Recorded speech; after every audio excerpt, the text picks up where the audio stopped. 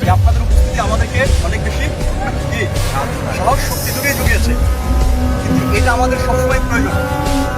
আপনারা সকাল থেকে আমাদের সাথে ছিলেন, আমরা পাই, বাট মনে রাখতে হবে যে আমাদের সবারই কিন্তু কাজের একটা সীমা রাখতে হবে।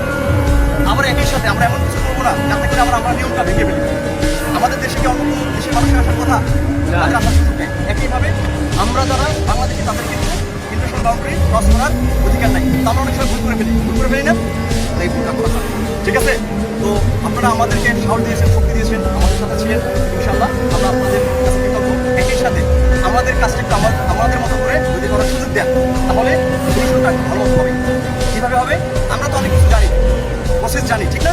যেটা আপনাদের জানার কথা না, কারণ আমাদের ট্রেন করা হয়েছে এইভাবে। ইনশাআল্লাহ আমাদের কাজটা আমরা সুন্দরভাবে করতে পারবো। আপনার আমাদের আস্থা রাখেন, বিশ্বাস রাখেন। আমাদের মধ্যে আস্থা আছে, বিশ্বাস আছে।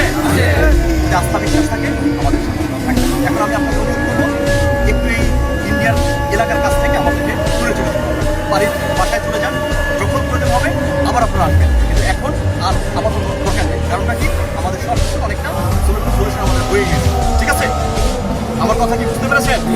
আপনাদেরকে পুনরায় আমি ধন্যবাদ জানাচ্ছি, অসংখ্য ধন্যবাদ।